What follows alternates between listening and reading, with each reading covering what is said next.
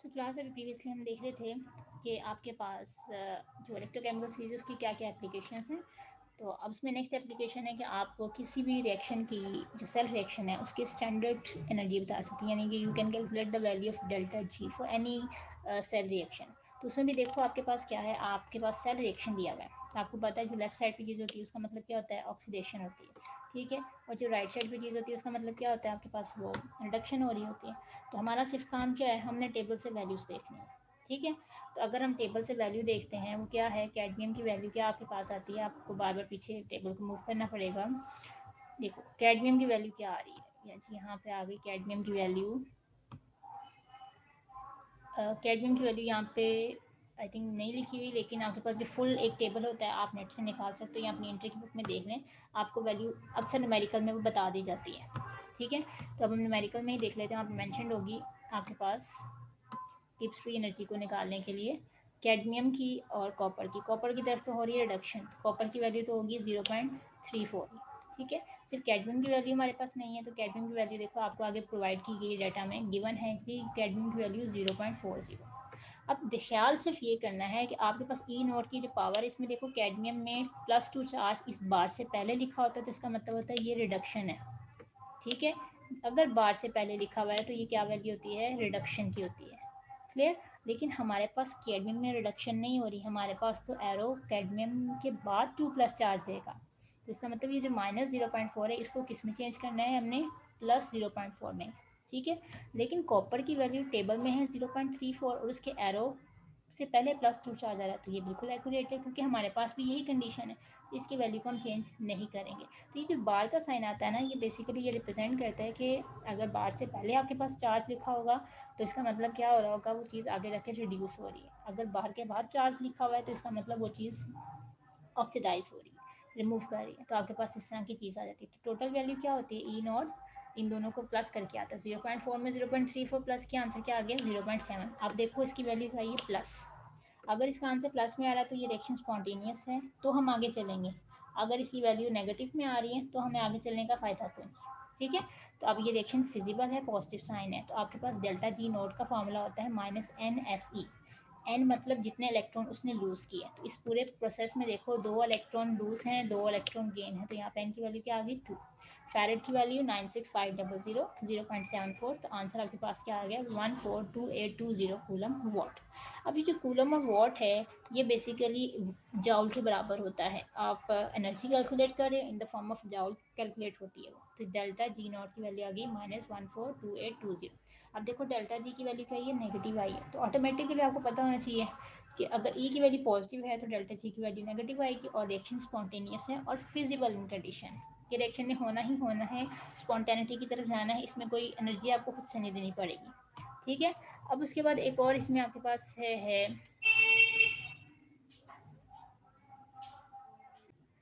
उसके बाद आपका क्वेश्चन है इक्विलिब्रियम कांस्टेंट की वैल्यू निकाल सकते हैं। ये आपके पास डेल्टा जी नॉट का फॉर्मूला, ये हमने गिब्स फ्री एनर्जी में देखा था, जिसमें 5th सेमेस्टर में हमारा था RT/LN/K, are constant T constant. इसमें से अगर आपको डेल्टा जी की वैल्यू प्रोवाइड कर दी जाए तो आप के की वैल्यू फाइंड कर सकते हो, but you have to first relate with it electrochemistry. तो उसमें हमने कहा कि ये भी आपके पास इलेक्ट्रोकेमिस्ट्री का एक फॉर्मूला है डेल्टा जी के लिए। तो उसमें आप इसको फॉर्मूले को ज़रा रीअरेंज करोगे तो लॉग के NFE नॉट 2.303 RT। अगर आपको किसी भी कंडीशन में के की वैल्यू निकालनी पड़े तो कैसे निकाल सकते हैं, बहुत सिंपल सी चीज़ है। आपको क्या करना है, आपको रिएक्शन की वैल्यू को पता होना चाहिए, ई नॉट क्या है। तो ये अभी ऊपर हमने जो फाइंड आउट किया है वही वाला रिएक्शन है कि कैडमियम इलेक्ट्रॉन लूज़ कर रहा है, कॉपर गेन कर रहा है, तो उसका आंसर आया था 0.74। सिर्फ वैल्यूज़ को इसमें प्लेस करेंगे तो वी कैन कैलकुलेट द के वैल्यू। कैलकुलेटर से लेनी है, एंटी लॉग लेंगे, आंसर आपके पास आ जाएगा। तो ये सारी शॉर्ट क्वेश्चंस में पास्ट पेपर में क्वेश्चन रिपीट हुए हैं। आपको असाइनमेंट में मैंने इसी तरह के क्वेश्चन देने हैं, इसलिए ये बहुत ज़्यादा ज़रूरी है टॉपिक। उसके बाद आपके पास नेक्स्ट है prediction of reaction of metals with acid. आपको पता है मेटल जब भी एसिड के साथ रिएक्ट करते हैं, जैसे हाइड्रोजन है, जिंक मेटल है, जिंक मेटल HCl से रिएक्ट करती है तो हमेशा हाइड्रोजन गैस को लिबरेट करती है। हमने मेट्रिक में पढ़ा था कि जब भी एक्टिव मेटल एसिड से, किसी भी तरह के एसिड से रिएक्ट करेंगे तो आपके पास रिएक्शन में हाइड्रोजन गैस निकलती है, ठीक है। तो हम ये बता सकते हैं कि कौन सी मेटल से रिएक्शन होगा तो एसिड निकले, गैस लिबरेट होगी या नहीं होगी, ठीक है। तो उसके लिए आपके पास उन्होंने एग्जांपल दी है कि आपके पास एक सिल्वर का रिएक्शन कराते हैं HCl के साथ, ठीक है।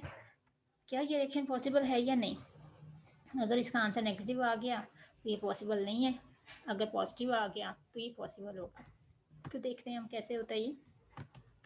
Ag का रिएक्शन 2HCl के साथ कराया, AgCl और H2 बनते हैं। नीचे आपको ज़रा आइंस की फॉर्म में दी हुई चीज़ कि Ag और 2H प्लस आइन जब रिएक्ट करेंगे तो जो इलेक्ट्रॉन इससे लूज होंगे वो चले जाएंगे, किधर चले जाएंगे, इलेक्ट्रॉन सिल्वर लूज कर देता है, हाइड्रोजन गेन करेगा तो आपके पास आ जाएगा in the form of ions.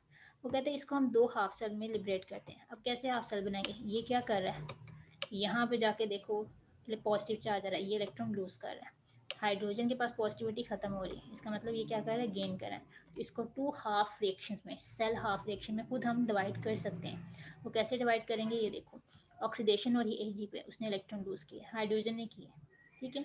आप अपने प्रोडक्ट अपने इलेक्ट्रोकेमिकल सीरीज वाले टॉपिक से ये वैल्यूज देखो। अब यहाँ पे देखो Ag के बाद प्लस चार्ज आ रहा है, ऐसे ही आ रहा है ना। आपका जो टेबल होगा उसमें Ag की वैल्यू होगी पॉजिटिव, हम उसको देख लेते हैं अभी इसका टेबल में।